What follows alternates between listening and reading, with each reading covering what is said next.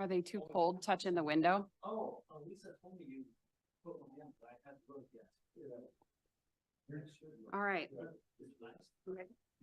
If you'll join me in the Pledge of Allegiance. Pledge allegiance To the flag of the United States of America and to the republic for which it stands, one nation, under God, indivisible, with liberty and justice for all. We'll go ahead and call this regular Board of County Commissioners meeting to order on November 28th, 2023 at 8:30 a.m. I would make a motion to approve the agenda as presented.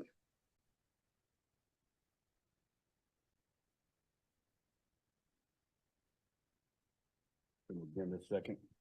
Okay, motion and a second. Any discussion? All in favor? Aye. Aye. Okay. I would move to approve the consent agenda, items A through P.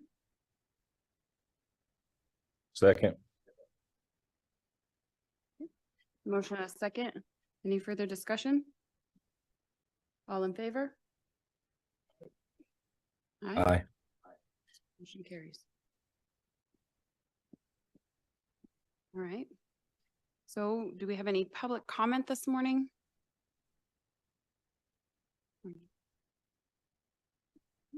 Any general discussion? Nope. All right, Tony? Nope, I'm good. So we have a public hearing set for 8:45 a.m. We'll jump past that and go to staff reports, fill some time. Jeff Comstock?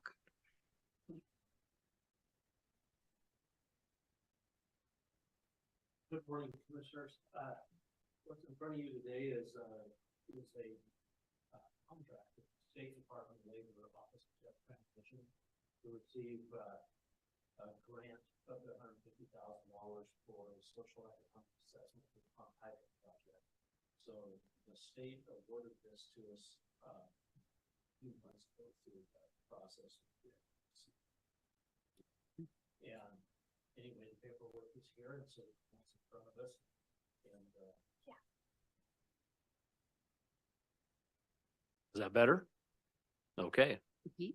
repeat the whole thing. Okay, so I'm here in front of you today to offer or for you to sign the Department of Labor and Employment grant from the Office of Just Transition for up to $150,000 for the social economic assessment for the pumped hydro project. And this grant was awarded over a month ago to us, and the paperwork is just now coming through. And ironically, it's timed very well because at the end of the month, we expect to have a list of applicants that would bid on doing the social economic assessment that we can review. And we can't accept any of those bids until we actually have the grant signed. So timing is good.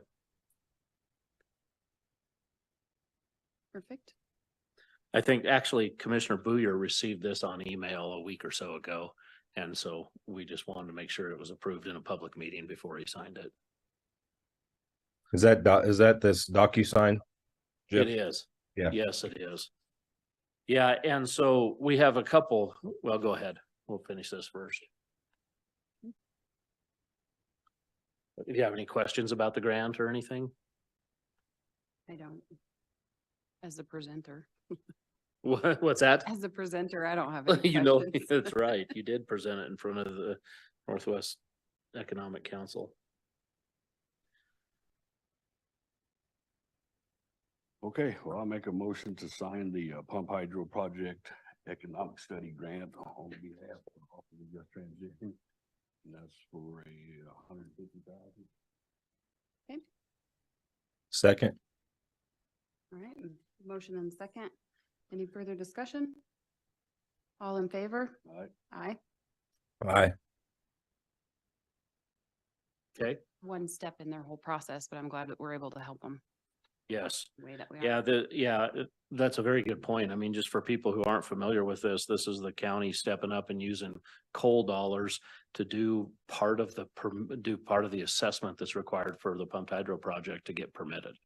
And we wanted a greater assessment than what pumped hydro project needed to do. And so this grant is going to pay for a much more in-depth assessment than what was originally going to happen. And that helps our community in the long run. We know better what the impacts will be. Tony, I was going to ask you, do you want to sign the DocuSign on your computer, or do you want Aaron to handle it from this end? No, I could just do it on my phone if you want, if that's easier. Yeah, that would be great if you, feel free to do that, and then text us or let us know that it's done so I can follow up with the state. Okay. Thank you. Thank you. Yep.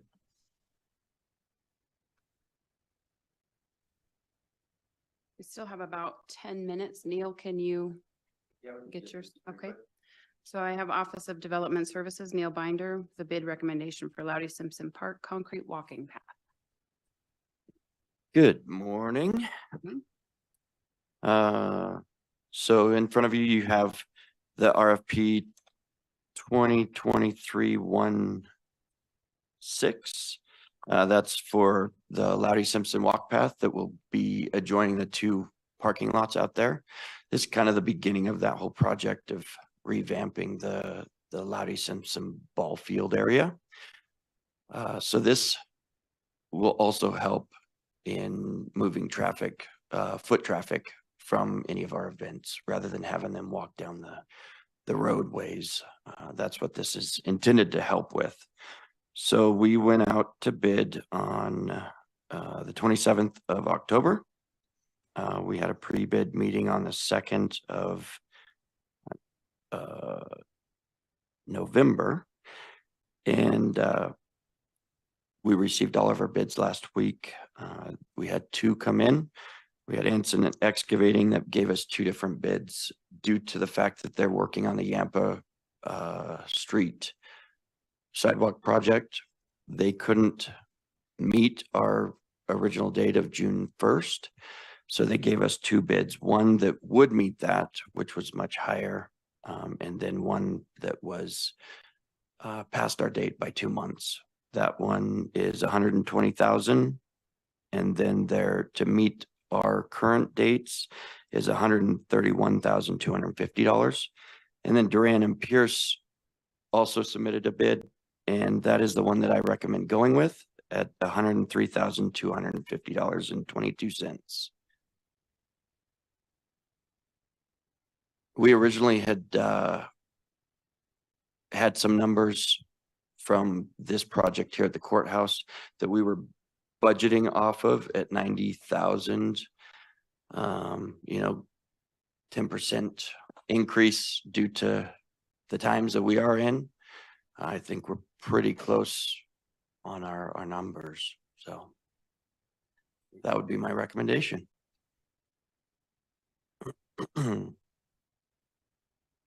Hey, Neil, how are we paying for this again? Is this out of ARPA or? Yeah, this is all out of the ARPA funds. That's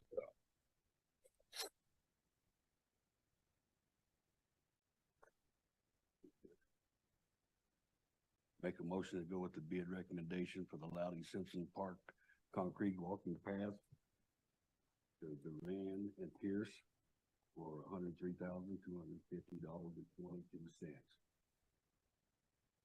second. Motion second. Any further discussion? All in favor? All right. Aye. Aye. Motion carries. Thank you. Should have talked longer. I know, right?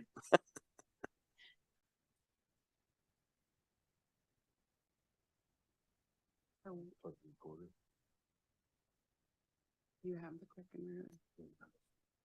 That's public hearing. For the liquor license, yeah, it's part of the public hearing. Yep, so we'll have to wait until 8:45 to begin the public hearing. So we'll recess for just a minute. Yeah, you get recess today. Do you want to go play outside? It's above 10 degrees. Hold on.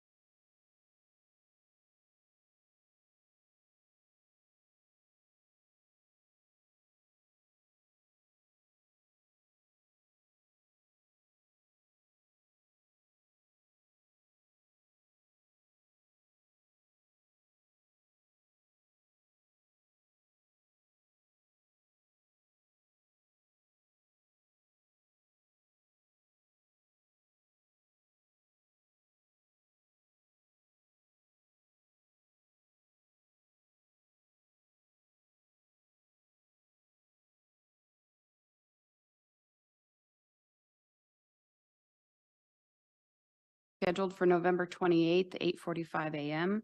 Let the record show today's posted public hearing regarding a special events liquor license for the Craig Youth Hockey Association for the 'Tis the Season Hockey Tournament, December 1st and 2nd at the Loudy Simpson Park Ice Arena. Notice of the special events liquor license was posted at least 10 days prior to this hearing per CRS 445106.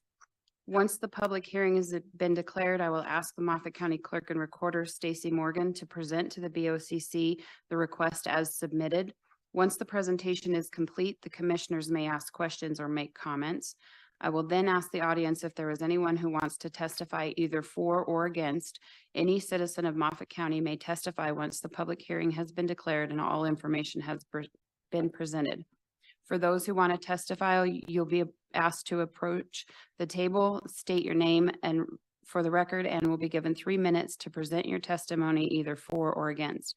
The timekeeper will notify the BOCC and the speaker that 20 seconds remains before your time is up. No decisions will be made during the public hearing. This is an opportunity for any of you to provide testimony in favor of or in opposition of the proposed request.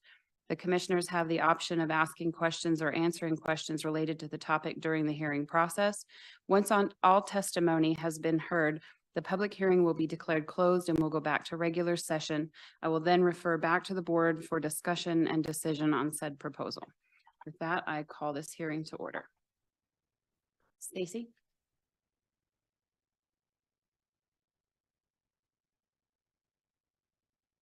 Good morning. You might need to turn your mic on. There. Nope, it's. Okay, so yeah, they are going to have they've applied for a special liquor license. It's gonna be operating a beer garden for that 'Tis the Season hockey tournament. It's gonna be held on Friday, December 15th and Saturday, the 16th and Sunday, the 17th. And we're just asking for you guys' approval for it.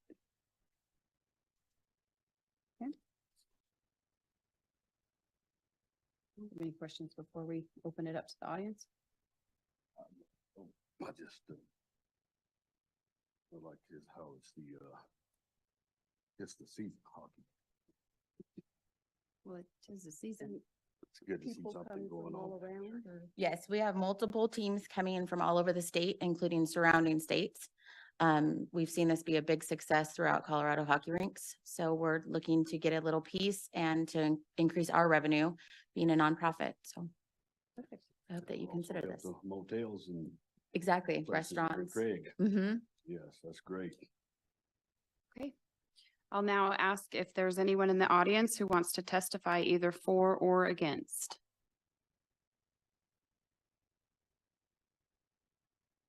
Okay. One more time, I will ask if there's anyone in the audience who wants to testify either for or against.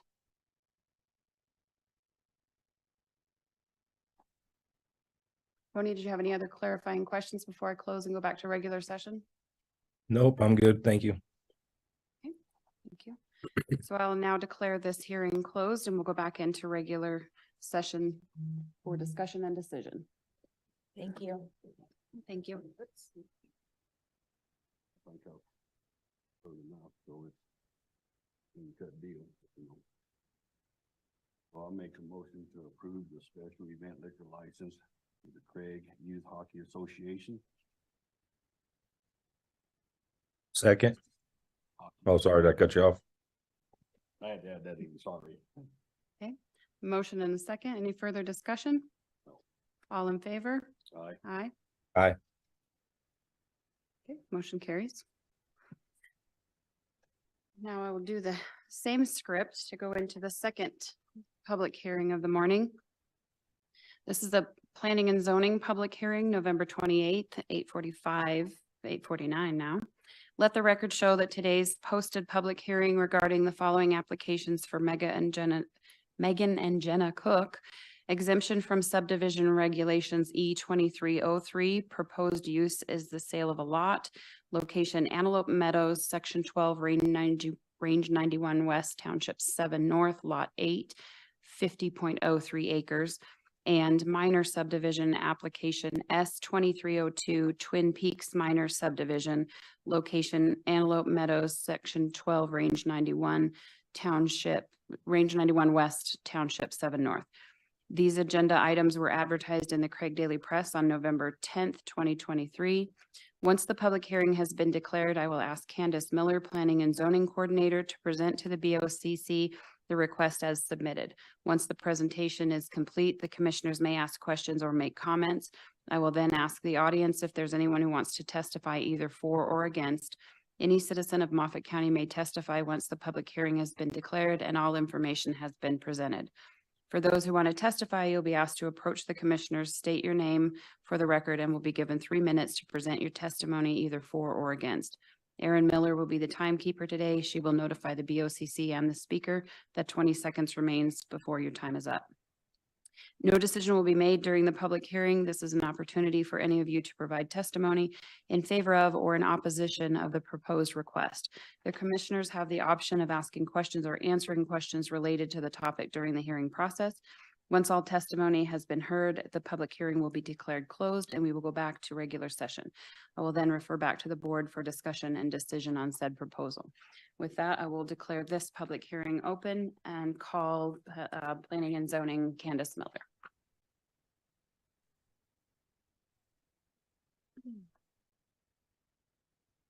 Good morning. Morning. So the first item is an exemption from subdivision regulations, pretty basic, and this is the first exemption for this property. They're exempting 13 acres. You have a map, so at the top of the property, there's a 13-acre parcel that will result. So they'll have a 37 and 13 acre with this exemption.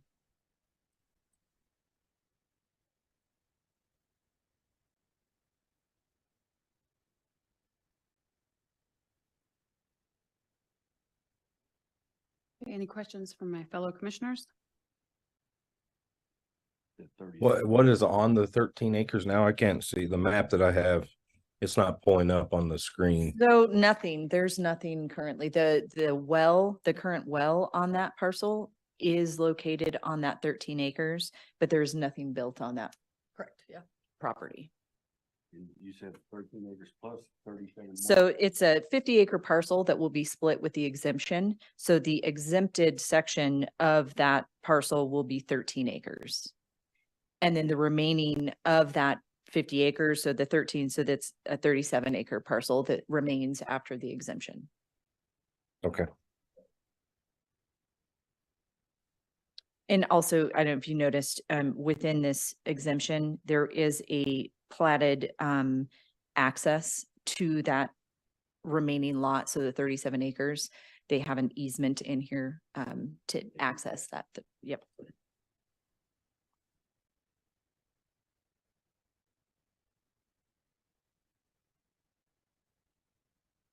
Okay, any other questions? All right.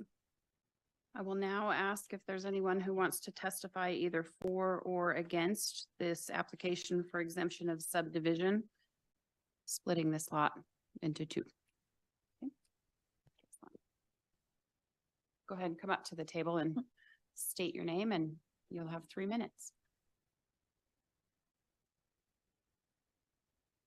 My name's Dean Carey. I live adjacent to this, and at the first planning meeting, they said they were going to divide that other remaining acreage into 9-acre parcels to sell separately. And my concern is the amount of water. You know, they've got one well already, and if they sell the 5, I believe, 4 other parcels and drill wells, our water table out there is taxed already. I struggle to get through the summer with my well, and that's right next door.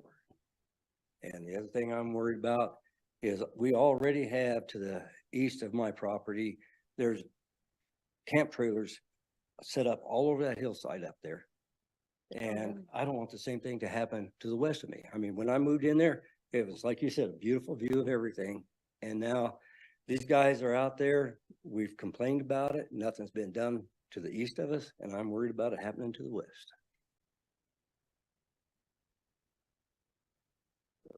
And the water and that is all I have to worry. That's what I'm worried about. Would you stop and see me later Mhm. or when it's convenient? Where's your office? I'm just down the hall here in the Development Okay. Services. I've got pictures. Okay.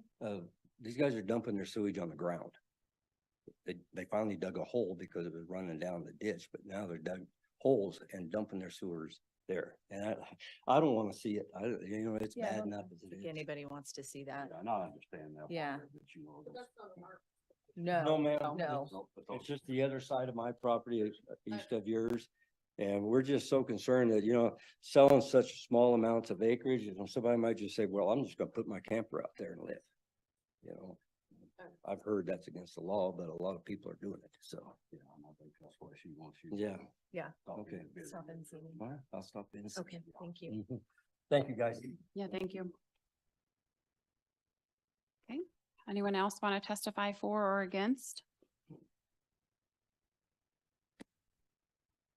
One last time, anyone else want to testify for or against the application for exemption from subdivision regulation E 2303? I'm going to handle this separately too. 'Cause they're both the same applicant, but they'll be handled differently for the meetings. Mhm. One meeting for this one and two for the other. So, any other questions? No. Tony, are you muted? All right. Is there a homeowners association or whatever you want to call it out there? There's not. There's not. Okay.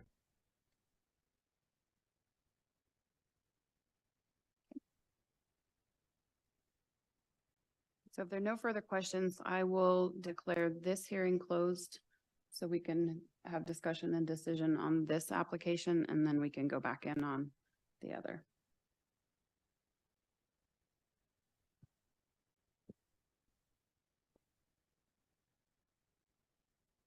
Anything?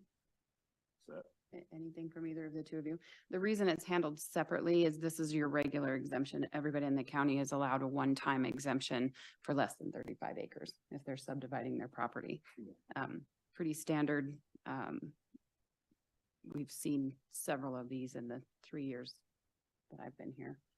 The second one will require 2 readings, is that Mhm. correct?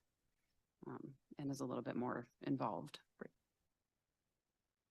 So that being said, I'll look to my fellow commissioners to discuss and decide.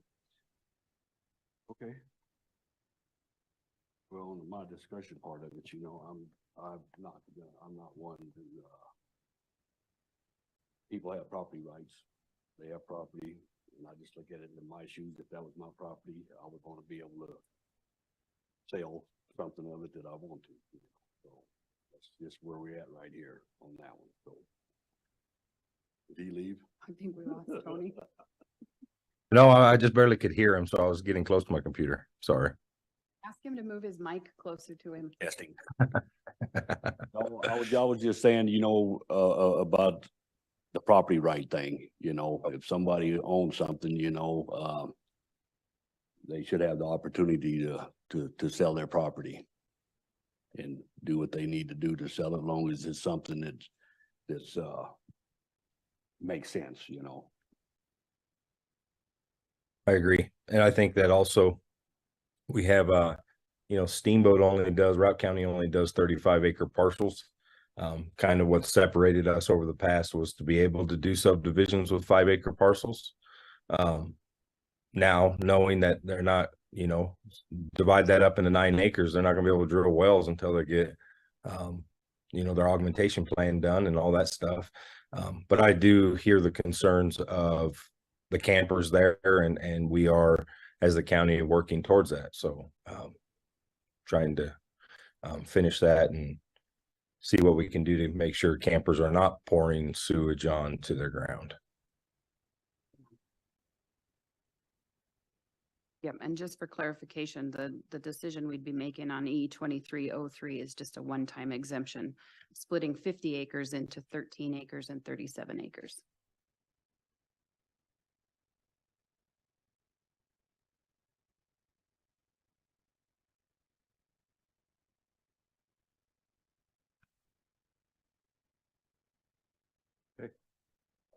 All right, well, I guess I'll go here. I'll make a motion to approve the Cook application for this one-time exemption from subdivision regulations E 23-03.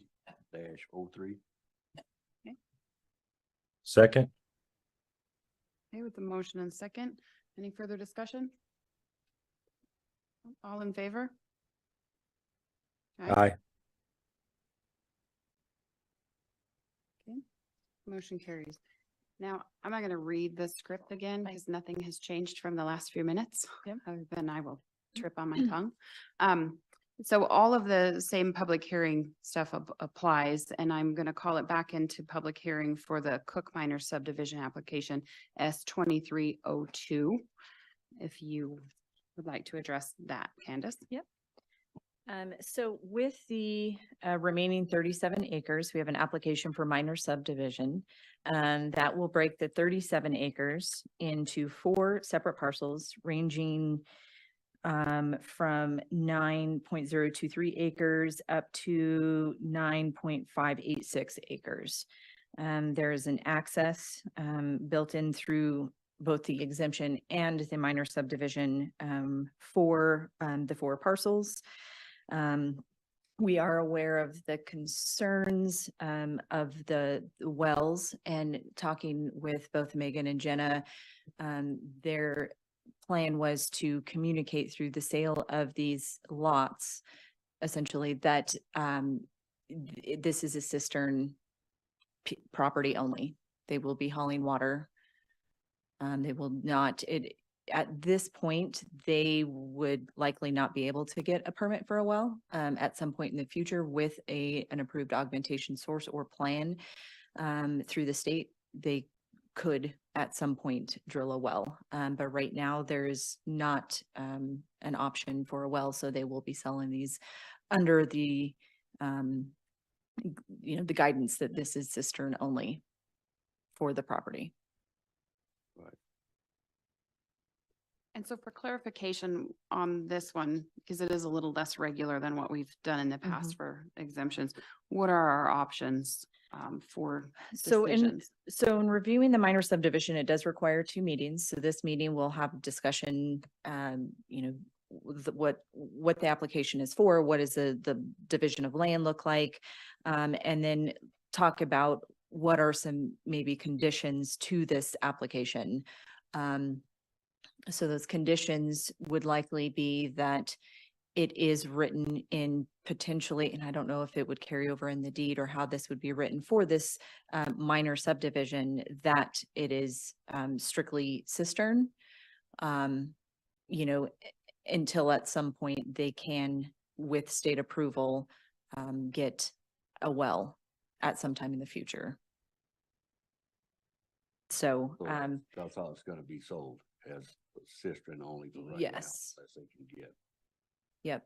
And looking at options, I mean, we may look at putting in place conditions that says it will only ever be cistern. And, any of other concerns that may come up, which I think at this point was mainly the concern for the wells. And really drawing on, it sounds like there's other property owners who are having some issues with their flows. So, I hear that concern, but then obviously other concerns on, what can be, do we look at conditions of what can be built on the property, with this new concern of campers on the property, maybe look at some conditions, or maybe even some type of a covenant for the minor subdivision. So those are our options. I think at for that kind of conditions. zoning hearing too, we heard a little bit about road maintenance, and so Correct. making Yeah. sure that that's addressed. And then when you talk about being able to make make the exemption with conditions, is there something, I know we don't currently have anything that says you can't have a camper out in the county, but if we write that into the condition, even though we don't have anything else to back it up, is that like a minimum square footage? So permanent within, structure? so if she were to build in so there are those things that exist as far as what a one dwelling, your minimum square footage. But most covenants I've seen, which a covenants, is not an HOA, it is not enforceable. We can't enforce covenants. Only the individuals who are buy into that subdivision can uphold that covenants. Mhm. And so, but those within that covenants, it can be stated that only stick-built homes, or, you can really, I've seen some that say what color your house can be, or if you build a shed, it should match your, Right. the look of your home or something. Some covenants get pretty crazy, but you can outline, you can make them as detailed or as simple as you want for your subdivision. And that could be an option for, at least, outlining for that, because that covenant will carry through with the deed of the property. So that is one way to guarantee that that is communicated to the initial buyer and then on through any, additional potential future sale of that property.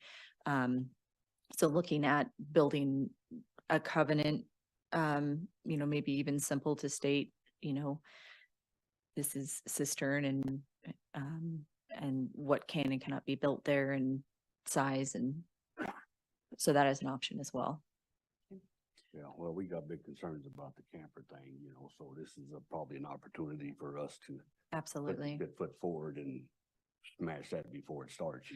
And just for the record, that is something I've been working on. I've got all my legal books open on my desk right now, and I've been doing a lot of research and what our current zoning regulations state and maybe what they don't state, and working towards addressing that issue, because I do know that it's with our housing market right now, we are seeing a lot more, and it's some of them are doing it respectfully and intelligently, and some people are not.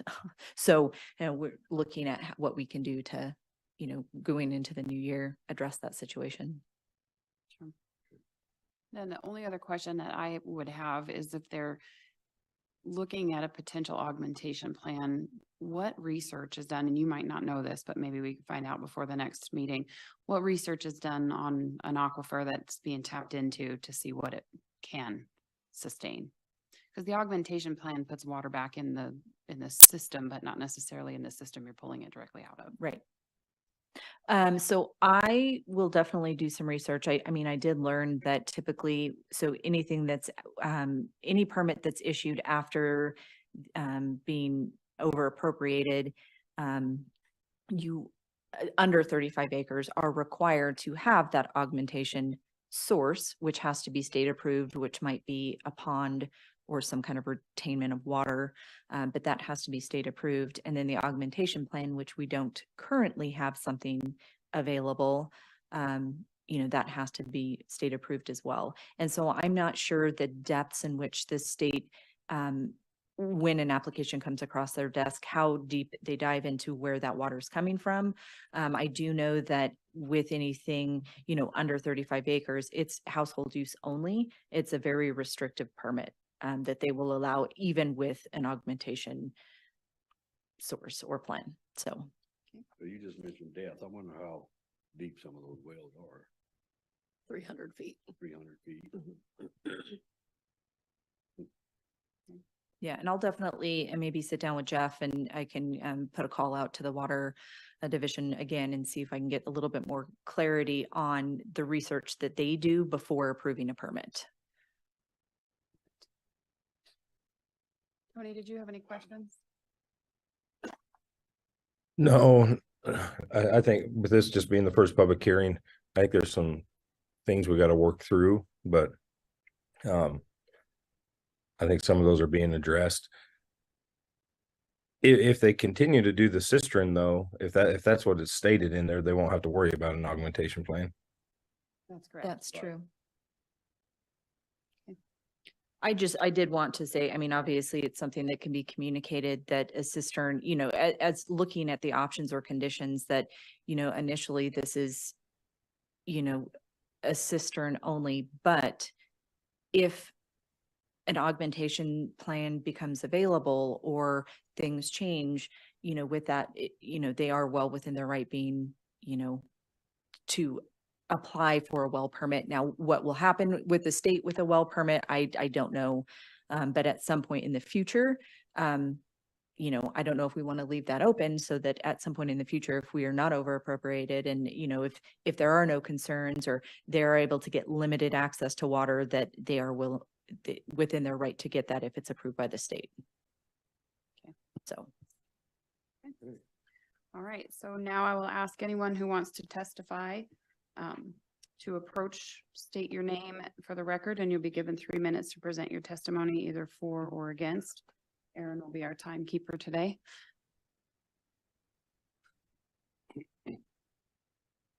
Again, my name's Dean Carey, and the same concerns, you know, with the water and everything, and, you know, full cistern use only, you know, that takes away the problem with the wells. And the other thing, if there is a covenants to where you have to build so many square feet, I've seen the Mitchell subdivision up there had this same thing, you know, where they minimum requirements on the size of the house. And, you know, that wouldn't be putting in a trailer park next door, and that would take away a lot of my concerns. That's all I have. Okay, thank you. Thank you very much. Thank you. Does anyone else want to testify for or against?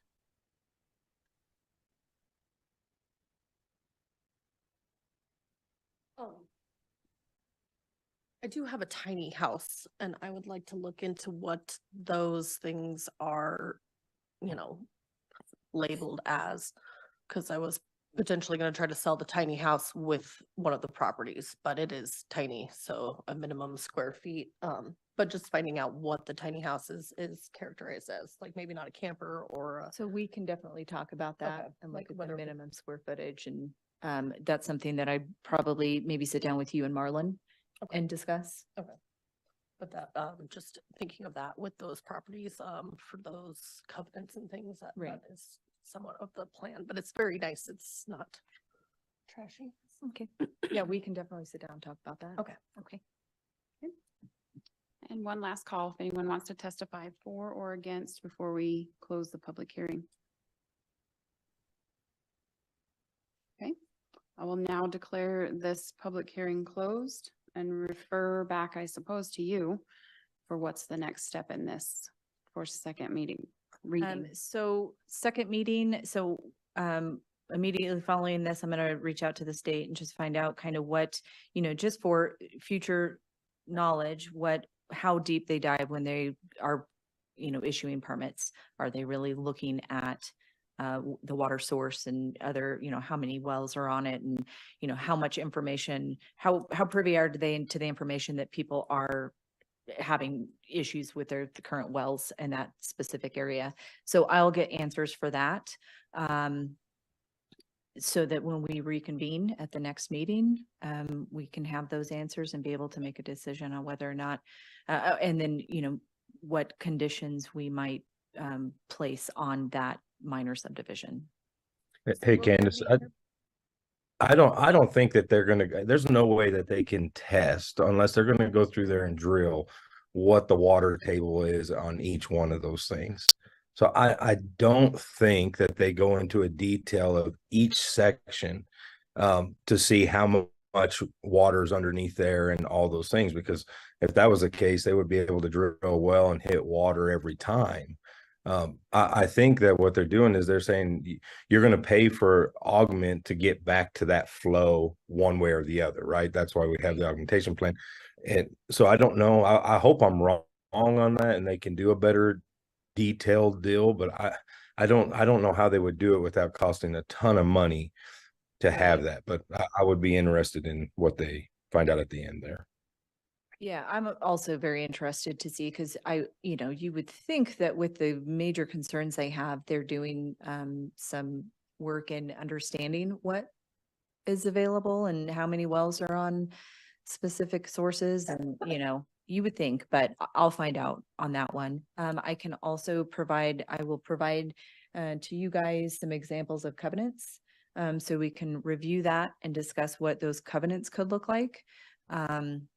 So with the water information, well information, I will bring that back as well as some potential items for a covenants for the minor subdivision.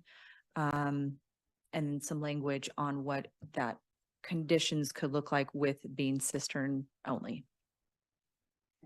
That's what, I just got one question. She mentioned the tiny house thing. What those tiny houses, did they set them on foundations or?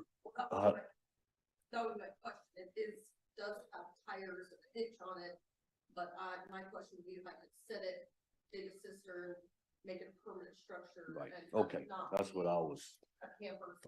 Yeah, dumping it out on that's what my I- stairs. yeah. Yeah, and those I'll need to get, talk to Marlon. I do know that, there are some smaller tiny homes out there in the county and, I would assume that would be a requirement that it's not on a trailer. It is on a foundation and it's hooked into, water and septic and, it is a fully functional home that meets a specific square foot. So. and my question was just if there would be a workshop on this again, if this goes back to planning and zoning, or if we would just be meeting again in the commissioner meeting. So I guess that would kind of depend on what I find, but I would assume we would just go into another commissioner to your next meeting. Unfortunately, I do not have a planning and zoning full board right now, so we will not have that. It will come directly back to you guys. So, and I think that, really, if I can bring back to you the answers to our questions or concerns and then a list of areas for conditions, that it would be pretty easy to make a decision based on, that information in hand at the next meeting. Okay. So seeing that there's no further decision needed on that item, I believe that that's our agenda. Commissioner, you got bumped off. Got bumped off. Time's up. Okay, And I do have an exemption plat for you to sign at Aaron's desk. Okay. All right. Thank you. Right. So before I close, I know that someone had come in wanting to make a public comment. Do we need to do that as a public comment or after adjournment? Yeah. So, Anne?